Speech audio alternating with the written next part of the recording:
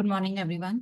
आज हम Indian contract act की जो हमारी क्लास सीरीज चल रही है उसमें हम जो लॉफुल ऑफर और लॉफुल एक्सेप्टेंस की केस लॉस कर रहे हैं, आज हम उन्हें कंटिन्यू करेंगे। आज हम करेंगे सेक्शन 4 इंडियन कॉन्ट्रैक्ट एक्ट। तो चलिए स्टार्ट करते हैं।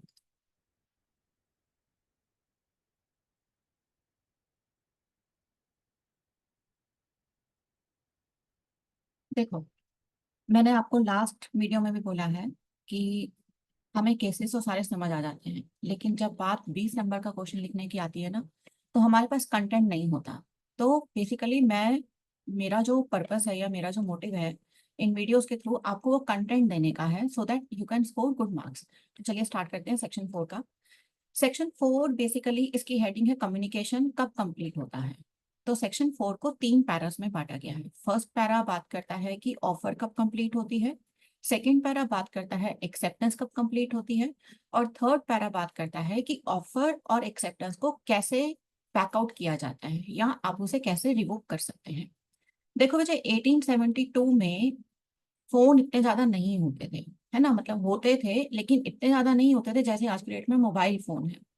तो फोन के थ्रू जो कम्युनिकेशन होता है उसके बारे में इंडियन कॉन्ट्रैक्ट एक्ट में लिखित में मतलब रिटर्न में कोई प्रोविजन नहीं है। तो ये केस लॉज के बेसिस पर ही है कि रिटर्न जो हमारा मोबाइल कम्युनिकेशन होता है या टेलीफोनिक कम्युनिकेशन होता है वहां उस टाइम पर कॉन्ट्रैक्ट का फॉर्मेशन कैसे होता है। तो पैरा 1 प्रपोजल का कि प्रपोजल कब कंप्लीट होता है ये हमने लास्ट वीडियो में करा है। लालमन शुक्ला वर्सेस गौरीदत्त का केस है, इफ यू रिमेम्बर, कि जब आपकी नॉलेज में ऑफर आ जाती है तो हम बोलते हैं कि ऑफर कंप्लीट हो गई है। ठीक है, अब हम बात करते हैं। देखो, आप इसे ऐसे समझो और आसान तरीके से, हम जो चेक बाउंसिंग के केसेस फाइल करते हैं या किसी भी केस को स्टार्ट करने के लिए, या किसी को डीवी का नोटिस भेजना है या किसी को कोई नोटिस भेजना है आपने, तो हम सबसे पहले नोटिस बाय पोस्ट भेजते हैं। कभी आपने सोचा है हम बाय पोस्ट ही क्यों भेजते हैं? तो सबसे पहला पॉइंट तो ये है कि जब हम बाय पोस्ट भेजते हैं नोटिस को, तो पहली अथॉरिटी जो पोस्टल सर्विसेज हैं वो गवर्नमेंट की अथॉरिटी है। तो ये एक एविडेंटरी वैल्यू क्रिएट करता है। दूसरा ये है कि पोस्ट के थ्रू किया गया जो भी कम्युनिकेशन होता है वो कॉन्ट्रैक्चुअल ऑब्लिगेशन में भी कवर होता है। तो सेक्शन 4 एक रूल के बारे में बात करता है जिसका नाम है मेल बॉक्स रूल या पोस्टल रूल। अब मैंने तुम्हें पहले भी बोला कि जब पोस्टल सर्विसेज एग्जिस्ट नहीं करती थी तो सारी ट्रांजैक्शन आमने सामने ही हुआ करती थी। आप आते थे, मैं बात करती थी और साइन हो जाता था। तो ऐसे ही पार्टीज आपस में मिलती थी, इमीडिएटली सब कुछ काम ऑन द काउंटर हो जाता था, ओवर द काउंटर हो जाता था। लेकिन 18th सेंचुरी में जब पोस्टल सर्विसेज को इन्वेंट करा गया या इनको मतलब इनको अप्लाई करा गया, तो सबसे पहला क्वेश्चन जो लोगों के सामने आया, जो बिजनेस ट्रेड में आया, वो ये था कि भाई ठीक है, अब तो हम दूर दूर दूर दराज इलाकों में भी बिजनेस कर सकते हैं, अपने प्रोडक्ट सेल कर सकते हैं, हमें ऑफर्स आ सकती हैं, बहुत अच्छा इनिशिएटिव है सरकार का। लेकिन हमारा कॉन्ट्रैक्ट कब कंप्लीट होगा इस बात के बारे में हमें कोई अंदाजा नहीं है। कि लेटर पोस्ट करेंगे तब कंप्लीट होगा, लेटर मिल जाएगा तब कंप्लीट होगा, या लेटर जब बीच में होगा in the course of transmission आपने पोस्ट मेल बॉक्स में डाल दिया, अब पोस्ट ऑफिस के पास है, या कंप्लीट हो गया तब। तो इस पर्टिकुलर सिचुएशन को कवर अप करने के लिए कोर्ट में सबसे पहले एक केस आया। इस केस का नाम है डैम्स वर्सेस लिंडसेल। 1818 का केस है, ये यूके का केस है।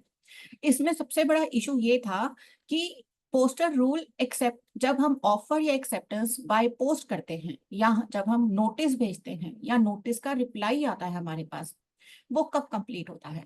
तो जनरली यहाँ पर कोर्ट ने बोला कि सेक्शन 3 का रूल कहता है कि जनरली जो भी कम्युनिकेशन है, चाहे ऑफर का चाहे एक्सेप्टेंस का, आपको एक मोड और एक मैनर अप्लाई करना पड़ता है ना।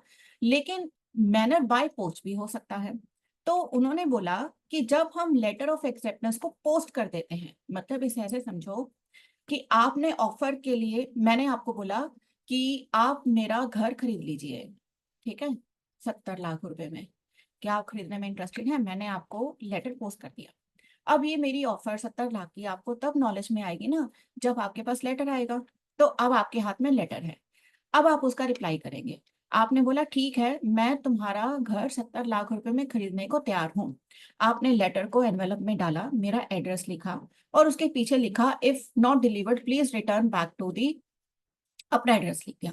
और आप गए पोस्ट ऑफिस में। पोस्ट ऑफिस में आपने देखा होगा वो रेड कलर का और ग्रीन कलर का पोस्ट बॉक्स रखा होता है। अब अगर ये लोकल लेटर है तो ग्रीन में डालोगे लेटर बॉक्स में, और अगर ये आपका आउट ऑफ स्टेट है तो फिर आप इस चीज को डालोगे रेड कलर के मेल बॉक्स में, है ना।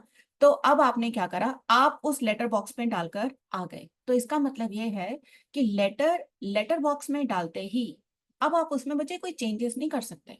अब आप ये नहीं बोल सकते जाकर पोस्टमैन को कि भाई मेरे को वो लेटर निकाल कर देना, उसमें मैं कुछ लिखना भूल गया हूँ, ऐसा नहीं हो सकता। द मोमेंट आपने वो लेटर ड्रॉप करा लेटर बॉक्स में, आपका वो ऑफर का एक्सेप्टेंस कंप्लीट हो गया है।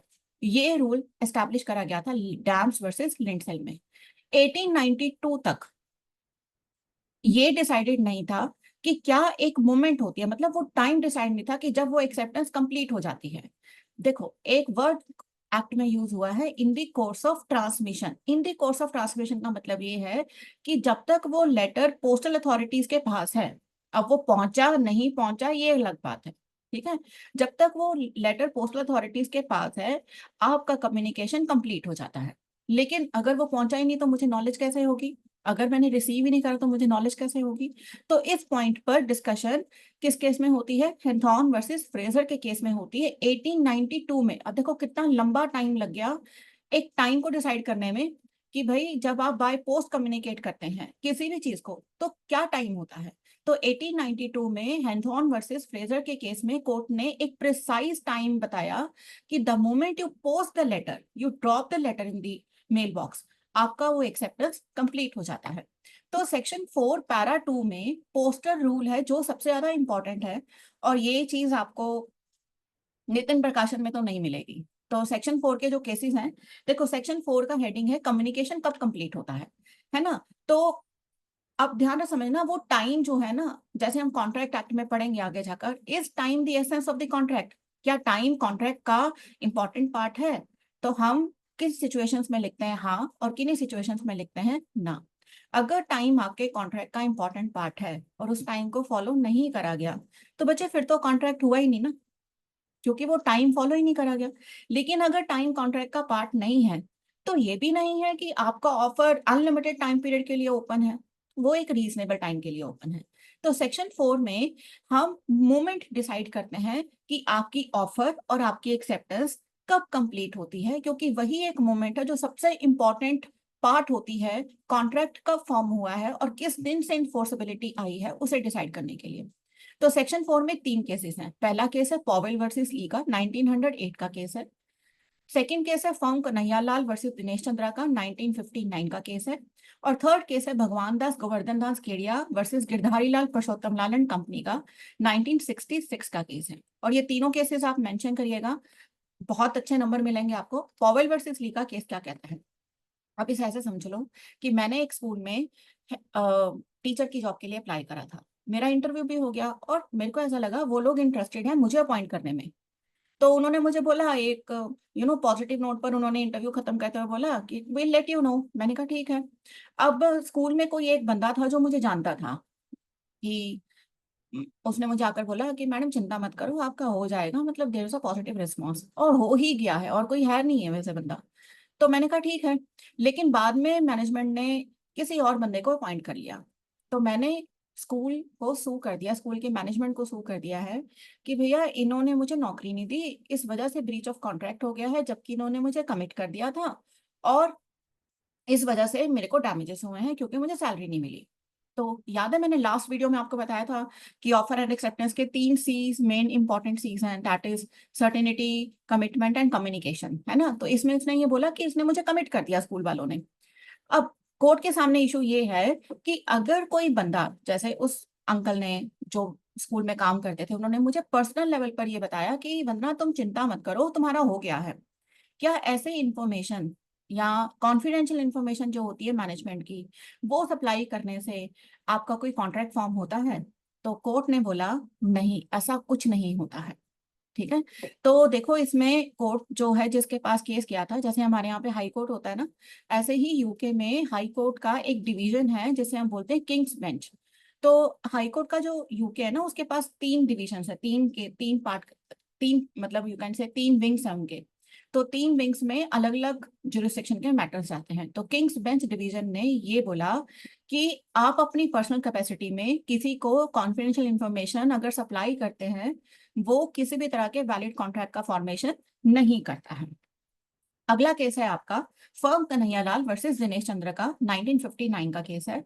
और यहाँ पर टेलीफोन के बारे में बात करी गई है। देखो जब हम टेलीफोन पे बात करते हैं, पुराने जमाने में जाओ, अब तुम जब तुम पैदा भी नहीं हुए थे शायद, है ना, तो तब फोन हम लैंडलाइन के थ्रू बात किया करते थे, एमटीएनएल होता था, बीएसएनएल होता था।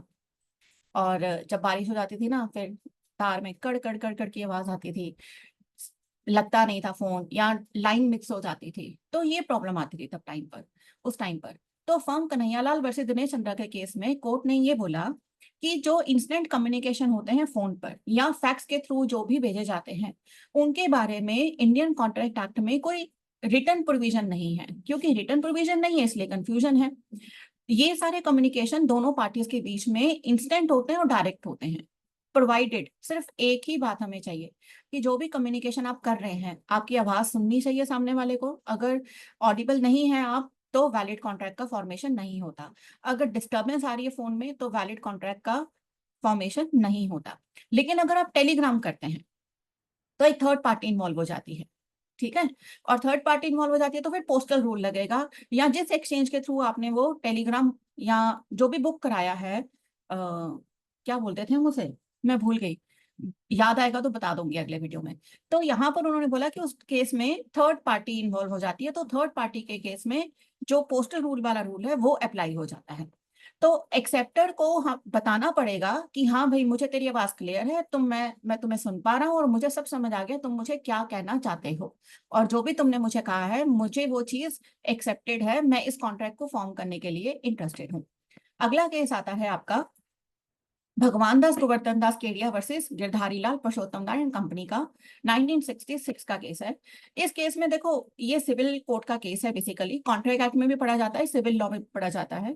इसमें दो मैटर हैं, दो इश्यूज हैं जो कोर्ट के सामने आए थे कि जब आप टेलीफोन पर बात करते हैं तो कौन सी जगह पर केस फाइल होगा। मतलब मैं अगर दिल्ली में हूँ और तुम पंजाब में कहीं बैठे हो या महाराष्ट्र में कहीं बैठे हो, हमारी आपस में फोन पे बात हुई और हमारी कोई प्रॉब्लम आ गई, कोई भी इशू आ गया, तो केस कहाँ फाइल होगा? दिल्ली में फाइल होगा, महाराष्ट्र में फाइल होगा, पटियाला में फाइल होगा, कहाँ फाइल होगा?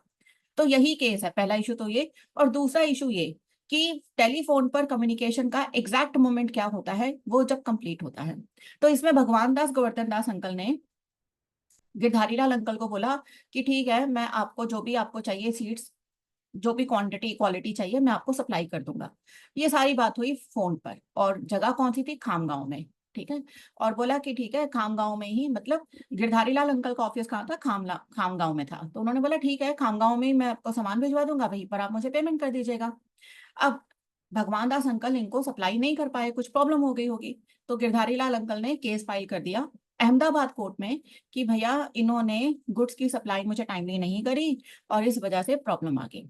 अब भगवान दास के जो वकील है उन्होंने ये बोला कि अहमदाबाद के कोर्ट के पास जुरिस्डिक्शन ही नहीं है इस मैटर को हैंडल करने की, क्योंकि ये सारा काम खाम गांव में हुआ था। तो भगवान दास अंकल कहते हैं अच्छा, देखते हैं फिर क्या कर सकते हैं। अब यहाँ पर एप्पल जो हाई कोर्ट है, हाई कोर्ट ऑफ गुजरात, उसने इनकी अपील को रिजेक्ट कर दिया और सुप्रीम कोर्ट में एक एसएलपी फाइल करी गई है, जिसमें कोर्ट ने ये डिसीजन देना है, क्या इशू है, कि कॉन्ट्रैक्ट कहाँ पर फॉर्म हुआ था और एक्सेप्टेंस हुई थी या नहीं हुई थी, अगर हुई थी तो कब हुई थी। तो सुप्रीम कोर्ट ने बोला सेक्शन 4 को इंटरप्रेट करते हुए कि इंडियन कॉन्ट्रैक्ट एक्ट का जो सेक्शन 4 है वो एक्सेप्टेंस और ऑफर का कम्युनिकेशन कब कंप्लीट होता है उसके बारे में बात करता है। तो सेक्शन 4 पैरा 1 कहता है कि जब आपकी ऑफर सामने वाले की नॉलेज में आ जाती है, आपकी ऑफर कंप्लीट हो जाती है। पैरा 2 ये कहता है कि अगर आप ये सारा काम बाय पोस्ट कर रहे हैं, ऑफर और एक्सेप्टेंस, तो ऑफर आपकी तब कंप्लीट होगी जब आपका लेटर रिसीव हो जाएगा, एक्सेप्टेंस आपकी तब कंप्लीट होगी जब वो बंदा जिसको आपने ऑफर करी है, मतलब ऑफरी, उसको पोस्ट कर देगा, और ये फाइनल तब हो जाएगी जब ये आपके हाथ में लेटर आ जाएगा। ठीक है। और जो टेलीफोनिक कम्युनिकेशन होता है, वो एकदम आमने सामने बैठकर बात करने वाली कम्युनिकेशन होती है, मतलब हम दोनों आमने सामने ओवर द काउंटर बैठकर बातें कर रहे हैं, ठीक है। इसमें नेगोशिएशन भी इमीडिएट होती है, इसमें टाइम तो मिलता नहीं है कि हम जी आपको 10 दिन बाद बताएंगे, 15 दिन बाद बताएंगे। तो उस टाइम पर ये जो कम्युनिकेशन है इमीडिएट है, और उसी टाइम पर ये कॉन्ट्रैक्ट फॉर्म हो जाता है। तो सुप्रीम कोर्ट में मेजोरिटी जजेस ने ये बोला कि जब कभी भी ऑफर टेलीफोन के थ्रू करी जाती है, तो जहां पर एक्सेप्टेंस हुई है, जैसे मैंने दिल्ली से तुम्हें फोन करा नागपुर में, तो ऑफर कहाँ कंप्लीट होगी? नागपुर में। एक्सेप्टेंस कहाँ दी गई है? नागपुर में।